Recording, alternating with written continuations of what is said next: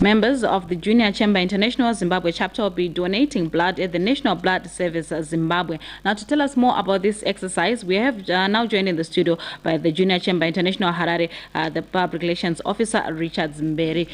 Very good morning to you, Richard, and welcome to Weekend Morning. Good morning. Good morning, Kios. All right. Now, talking about blood donation, it's not the first thing that you can think about when you're, when you're looking at youth. Why did you decide to look at blood donation in particular? Okay. JCI as an organization believes in young people creating impact, positive impact in their societies. And the way we do this is we look at the problems in our communities and we come up with solutions. We say what are the little things that we can do to address those challenges. Now, the issue of blood donation is a very critical one. There are various situations in which blood is required to save lives. People who are suffering from sickle cell anemia, for example, women in labor, people who've been in accidents, all require blood. And this requires us as a nation to have adequate stocks of blood. And there's basically been an appeal from the National Blood Services for people to get out, get involved, and donate their blood. So as JCI Harare, we highlighted this as an area where young people can do one small thing. It takes about 10 minutes of your time, but you can actually have a massive impact. You can save the lives of people who are in distress. Mm-hmm. We understand that this is the second time you're doing this as a team. What do you seek to achieve? Okay. We undertook this exercise last year around about the same time of the year. At that event, we had about 30 young people coming out and donating. First of all, we would love to see those same individuals coming out and donating, but we also want to grow our numbers. We want to create greater awareness, and I think we want to work towards building a culture of donating blood. Okay, and how many members are expected to take part? I know you're mentioning that those 30, but you also were expecting others coming through?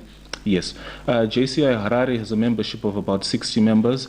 We also have sister organizations, and we're hoping that today we can get possibly 100 young people coming up and donating their blood. Okay. Now, this is a once-off event, but what other things are you also expecting to do or hoping to do as the JCI regarding almost the same issues?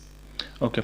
JCI has a framework called the Active Citizenship Framework, which is a methodology that we use to create positive and sustainable impact. The framework requires that young people identify areas of need in their community, create partnerships, and work towards addressing various challenges. We target the UN's Millennium Development Goals. And so we're hoping that, first of all, we inspire our young members to see that their individual actions can have positive benefits.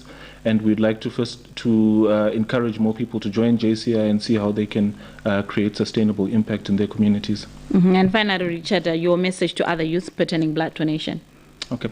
Our message to other youths is get out, get involved. There's a lot of fear around blood donation, but there's a lot of positive benefits as well. You can save lives. You can identify personal challenges that you can then seek to redress. So we'd encourage people to get out, get involved, donate blood. You never know, the life you save might be your own. Okay. Thank you so much for coming to Weekend Morning. Thank you.